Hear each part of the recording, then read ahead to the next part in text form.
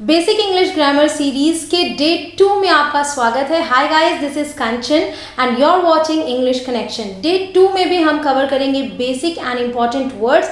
आगे बढ़ने से पहले आपको ज़रूर बता दूं कि अगर आपने डे 1 मिस कर दिया हो तो उसे ज़रूर से देख लें, क्योंकि जैसे ही आप इंग्लिश बोलने की शुरुआत करते हैं तो जो वर्ड्स आपको चाहिए बोलने के लिए वो उस वीडियो में है। और इस वीडियो में जो वर्ड, जो सेंटेंस आपको सबसे ज़्यादा अच्छा लगे वो कमेंट में लिख के ज़रूर बताइएगा। तो चलिए फटाफट आगे बढ़ते हैं बिना समय गंवाए और सीखते हैं कुछ इंपॉर्टेंट एंड बेसिक वर्ड्स।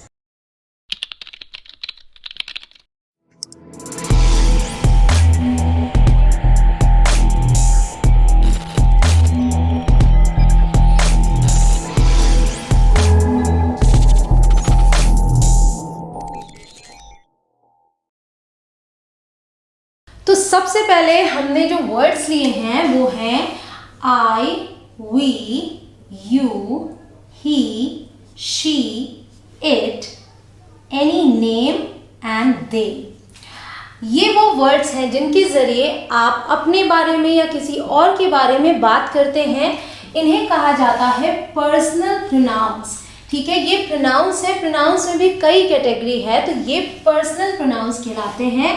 और उसमें भी अलग अलग कैटेगरीज है, जैसे कि first person, second person, third person. तो ये चीज आपके बहुत काम आने वाली है, क्योंकि आगे चल के जब आप टेंसेस सीखेंगे कि सेंटेंसेस कैसे बनाए जाते हैं तो वहां पे कई बार इस बात का जिक्र होगा कि first person, second person, third person, इनके साथ ये वर्ब आती है, इनके साथ ये आता है। तो इसके लिए आपका ये जानना बहुत ज़रूरी है कि ये है क्या। तो फर्स्ट पर्सन कहलाते हैं आई और वी। और क्यों कहलाते हैं, ऐसे आप इन्हें याद करने की कोशिश करेंगे तो मुश्किल होगा। अर्थ को समझते चलिए। आई और वी यानी कि अपने बारे में आप बात करेंगे तो फर्स्ट पर्सन कहलाएगा ये। और दूसरा है यू, जिसे कहते हैं सेकेंड पर्सन।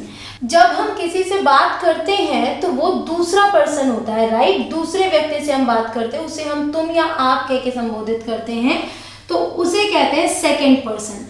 ठीक है, उसके अलावा अब आता है थर्ड पर्सन, जो कि he, she, it, they. He, she, it, they जिनका मतलब होता है वह या फिर यह या फिर वे। तो जब हम तीसरे किसी की बात करते हैं उसके लिए ये कहलाते हैं थर्ड पर्सन। ठीक है, आगे और भी चीजें मैं बताऊंगी। अब सबसे पहले समझ लेते हैं इसकी प्रोनाउंसिएशन एंड मीनिंग। एक लेटर का ये वर्ड है आई। ठीक है, इसे प्रोनाउंस करते हैं आई। इसको कहते हैं हिंदी में मैं। तो जब भी आपको कभी मैं बोलना हो तो आप इंग्लिश में क्या बोलेंगे, आई। ठीक है, दूसरा है वी, WE, इसे प्रोनाउंस करते हैं वी। इसका अर्थ होता है हम।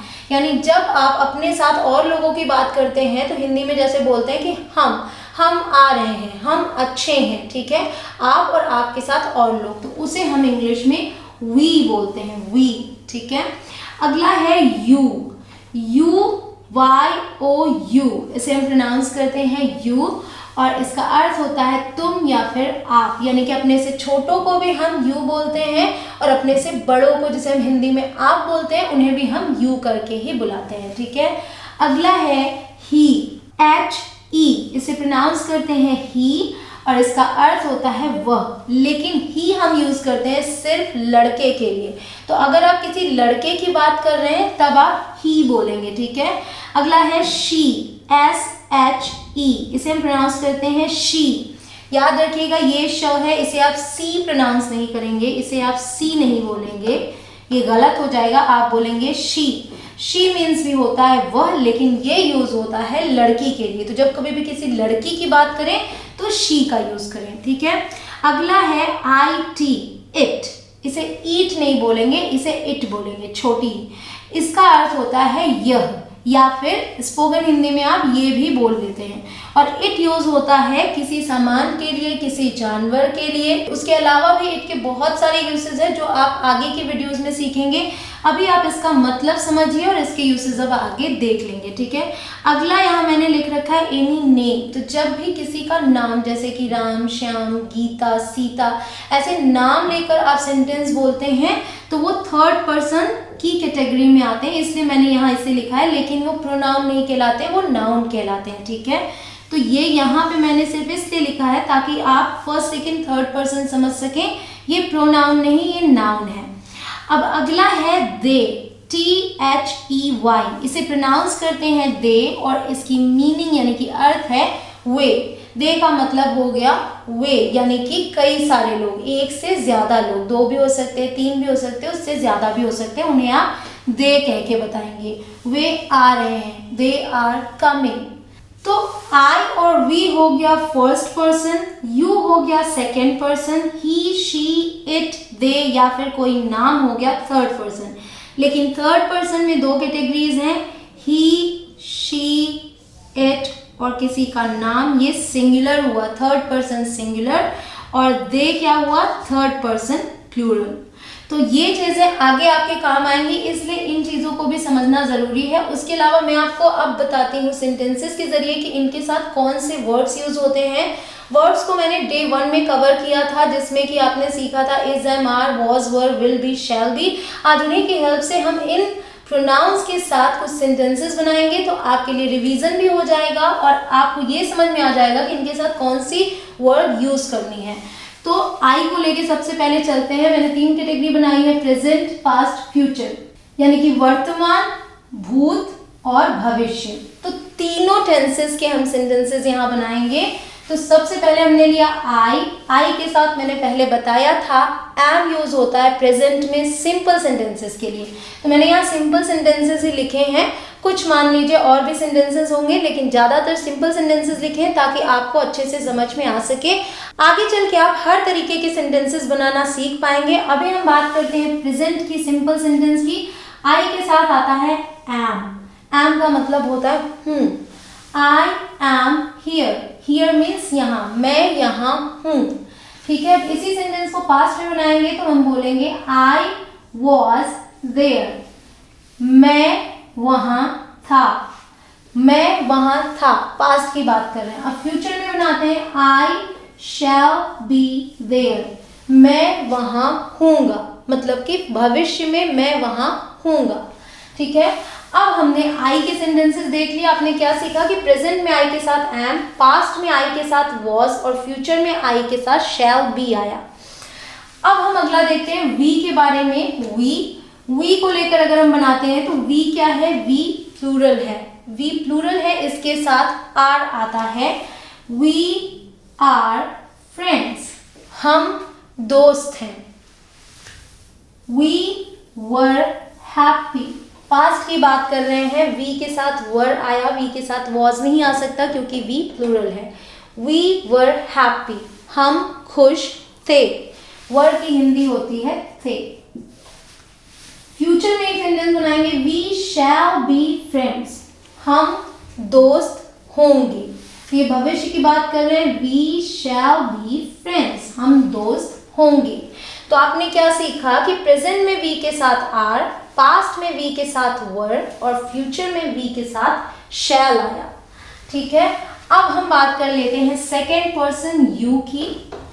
तो यू हम यूज करते हैं अकेले इंसान के लिए भी, और उसके अलावा अगर आप कई लोगों को एक साथ संबोधित कर रहे हैं तो भी आप यू का ही यूज करेंगे, यू की कोई प्लूरल फॉर्म नहीं होती। ठीक है, तो यू सिंगुलर भी है, प्लूरल भी है। अब हमने सेंटेंस बनाया, यू आर स्मार्ट, तुम स्मार्ट हो। तो ये हम प्रेजेंट में सेंटेंस हमने बनाया। ठीक है, अब अगर पास्ट की बात करें तो यू के साथ वर आएगा, यू वर स्मार्ट, तुम स्मार्ट थे। अब फ्यूचर में एक सेंटेंस बनाते हैं, you will be at home.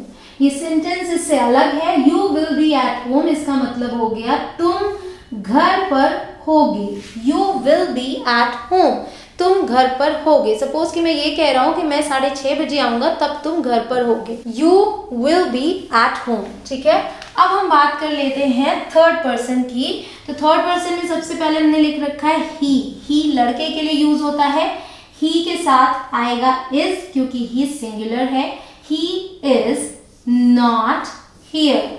Negative sentences आप आगे सीखेंगे। नेगेटिव सेंटेंसेस में नॉट हेल्पिंग वर्ब के बाद आता है, तो इसलिए इसके बाद यहाँ नॉट आया है। ही इज नॉट हियर, वह यहाँ नहीं है।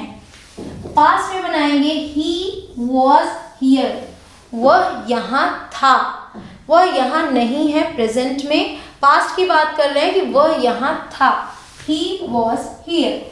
फ्यूचर में एक सेंटेंस है he will be at home, वह घर पर होगा। तो आपने क्या सीखा कि ही के साथ प्रेजेंट में इज, पास्ट में वॉज और फ्यूचर में विल।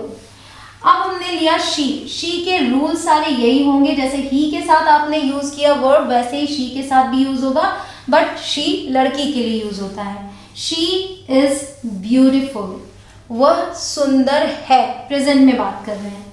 पास्ट में बात करेंगे शी वॉज ब्यूटिफुल, वह सुंदर थी। मान लीजिए मैं बचपन की बात कर रही हूँ कि जब वो छोटी थी तो वो सुंदर थी, तो हम बोलेंगे शी वॉज ब्यूटिफुल। ठीक है, अगला है फ्यूचर में sentence she will be sad, वह दुखी होगी, शी विल बी सैड। अब बात कर लेते हैं इट की। तो इट को हम क्या बोलते हैं, यह या फिर ये, और यूज किसके लिए करते हैं, सामानों के लिए या फिर जानवरों के लिए। ठीक है, तो हमने यहाँ पे बोला इट इज क्यूट, तो यहाँ मैं किसी एनिमल की बात कर रही हूँ, इट इज क्यूट, ये प्यारा है। ठीक है, पास्ट में जब सेंटेंस बनाएंगे और मान लीजिए कि मैं किसी एनिमल की बात कर रही हूँ जो कि बीमार था, मैं बोलते हूँ इट वॉज इल, ये बीमार था। ठीक है, अब है फ्यूचर का सेंटेंस। फ्यूचर में मैंने एक सेंटेंस लिखा इट विल नॉट ईट, मतलब ये नहीं खाएगा। ये एक सिंपल सेंटेंस नहीं है क्योंकि यहाँ पे विल आ गया, एक वर्ब आई यानी एक क्रिया हुई खाने की। इट विल नॉट ईट, ये फ्यूचर इनडेफिनिट का सेंटेंस है कि यह नहीं खाएगा, इट विल नॉट ईट। अब जो मैंने कहा कि ये थिंग्स के लिए भी यूज होता है, इवन ऐसे भी सेंटेंसेस के लिए इट का यूज होता है जहाँ पे ये नहीं समझ में आता कि सब्जेक्ट क्या होगा, जैसे कि इट्स रेनिंग, बारिश हो रही है, तो मैंने यहाँ एक सेंटेंस लिखा इट्स गुड, ये अच्छा है। इट वॉज नाइस, ये अच्छा था। इट विल बी नाइस, ये अच्छा होगा। ठीक है, तो ऐसे इट के कई सारे यूसेस हैं जो आप आगे वीडियोस में सीखेंगे। अब जो मैंने यहाँ ले रखा है एनी नेम, तो एनी नेम में मान लीजिए नाम है मीरा, मीरा इज वेल, मतलब मीरा ठीक है। रोहन वॉज सिक, रोहन बीमार था, वॉज का यूज किया, पास्ट का सेंटेंस है, रोहन वॉज सिक, रोहन बीमार था। Ram will be happy, Ram खुश होगा, राम विल बी हैप्पी। तो इस तरह से अगर आप किसी एक के बारे में बात करें नाम लेके तो वो सिंगुलर हो गया, और मान लीजिए आप कह रहे हैं कि मीरा एंड रोहन, दो लोगों को आपने जोड़ दिया, उसमें अगर राम को भी आपने ऐड कर लिया, Meera Rohan and Ram were there, Meera Rohan और राम वहाँ थे, तो यहाँ पे क्योंकि तीन लोगों की बात हुई तो वर आएगा, वॉज नहीं आएगा। अब नेक्स्ट देखते हैं दे। तो दे से प्रेजेंट में सेंटेंस बना तो दे के साथ आया आर, दे आर सैड, वे दुखी हैं। पास्ट में सेंटेंस बना क्योंकि दे प्लूरल है तो इसलिए आर आया था, पास्ट में बना तो वर आएगा, दे वर हैप्पी, वे खुश थे। फ्यूचर में बनेगा तो दे के साथ विल आएगा, दे विल बी हियर, वे यहाँ होंगे। तो इस तरीके से आपने क्या सीखा कि ही, शी, इट और किसी के नाम के साथ प्रेजेंट में इज आया, पास्ट में वॉज आया और फ्यूचर में विल आया, लेकिन दे के साथ प्रेजेंट में आर, पास्ट में वर और फ्यूचर में विल आया। इस तरीके से आपने ये सीख लिया कि इन वर्ड्स के साथ, इन प्रोनाउंस के साथ कौन से वर्ड्स आते हैं, कौन सा सिंगुलर है, कौन सा प्लूरल है। और एक बात बता दूं कि पर्सनल प्रोनाउन में ये सब्जेक्टिव फॉर्म है। सब्जेक्टिव फॉर्म का मतलब एज ए सब्जेक्ट यूज हुए हैं। आप ऐसे ही बोलते ना मैं, हम, मैं जा रहा था, मैं खा रहा था, मैं आऊँगा, तो ये सब्जेक्ट की जगह पर यूज होते हैं। आप बोलते हैं आई ईट, आई गो, इस तरीके से आप इसे सब्जेक्ट की जगह पे यूज करते हैं। तो इनके ऑब्जेक्टिव फॉर्म्स भी होते हैं जो कि पर्सनल प्रोनाउन की ही कैटेगरी में आते हैं। ऑब्जेक्टिव फॉर्म मतलब जो ऑब्जेक्ट की जगह यूज होते हैं, जैसे कि उसने मुझे बताया, तो मुझे क्या है, ऑब्जेक्ट है, और मुझे की इंग्लिश क्या होती है, मी। तो ये आपने सीखे सब्जेक्टिव फॉर्म्स। अब मैं लेकर आती हूँ ऑब्जेक्टिव फॉर्म्स। उससे पहले आप ले लीजिए एक स्क्रीनशॉट।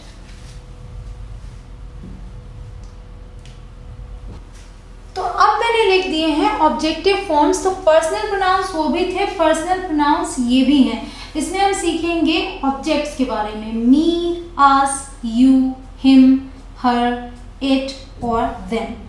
अब इसे रिलेट करते हैं। आई सब्जेक्ट है, मी ऑब्जेक्ट की तरह यूज होता है, वी के लिए अस, यू के लिए यू ही होता है, ही के लिए हिम, शी के लिए हर, इट के लिए इट ही होता है और दे के लिए them.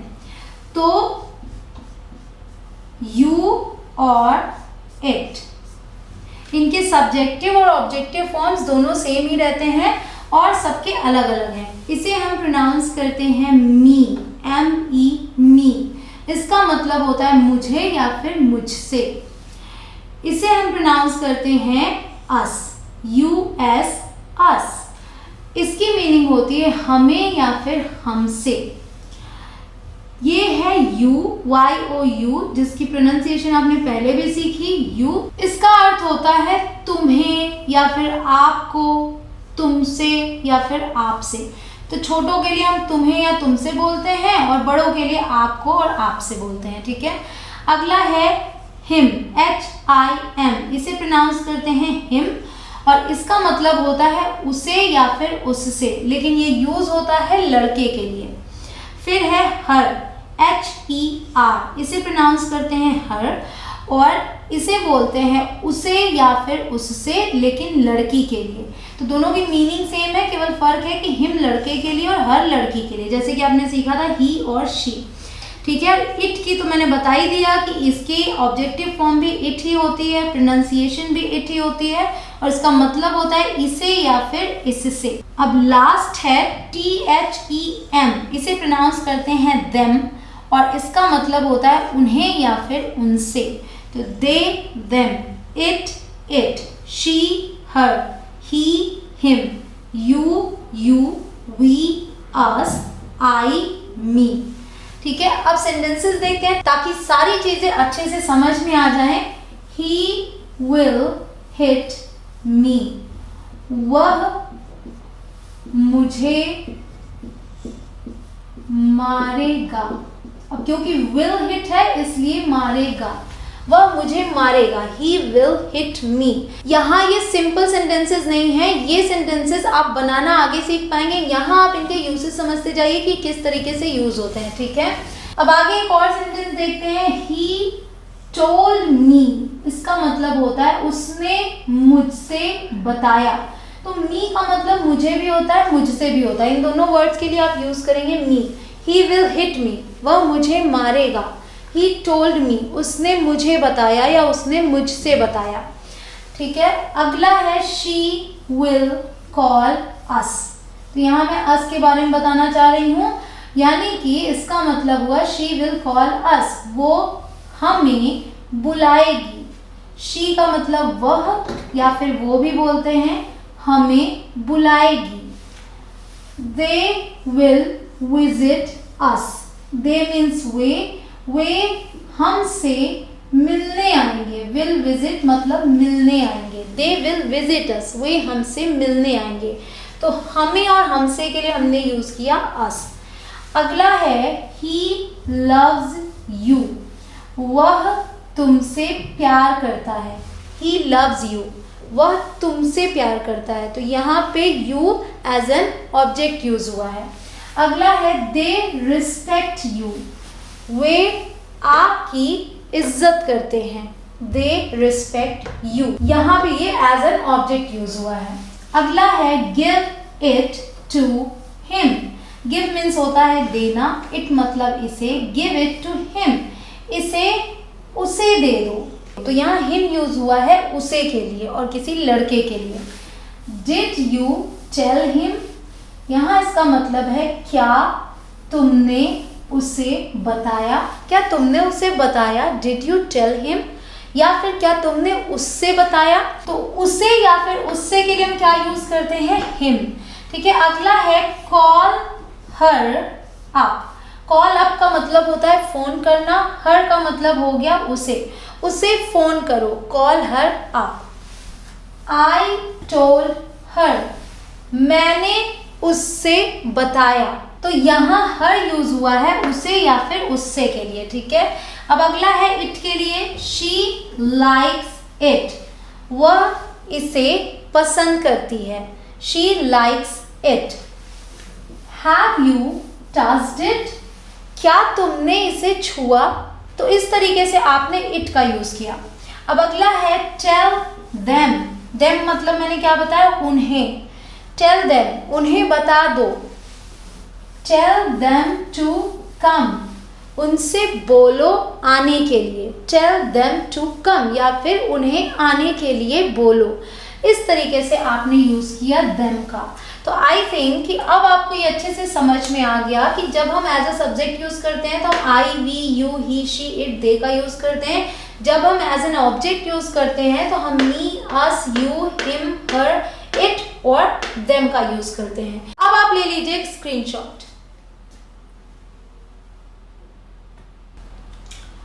Alright guys, that's all for today. Basic English grammar day 2 आज यहाँ कंप्लीट होता है। आपने कई सारे ऐसे इंपॉर्टेंट वर्ड्स अब तक सीख लिए हैं जिनकी बहुत ही ज़्यादा ज़रूरत पड़ती है जब आप इंग्लिश बोलने की शुरुआत करते हैं। एंड आई एम श्योर कि अब से आपको I, we, you, they, he, she, it यानी कि पर्सनल प्रोनाउंस में सब्जेक्ट और ऑब्जेक्ट दोनों को लेके कोई भी कंफ्यूजन नहीं होगी और अब आप आगे से कभी भी कोई गलती भी नहीं करेंगे। अगर आप मेरे चैनल पर नए हो तो चैनल को सब्सक्राइब ज़रूर कीजिएगा, उसके बाद आने वाले बेल के निशान को ज़रूर दबाइएगा ताकि आप गलती से भी कोई एक डे का लेसन मिस ना कर दें। इस सीरीज़ का हर एक वीडियो देखना आपके लिए बहुत ज़रूरी है, तो अगर आपसे गलती से भी कोई मिस हो जाए तो उसे जाके चैनल पे ज़रूर देख लें और मेरी साइट विजिट करना ना भूलें www.englishconnection.online।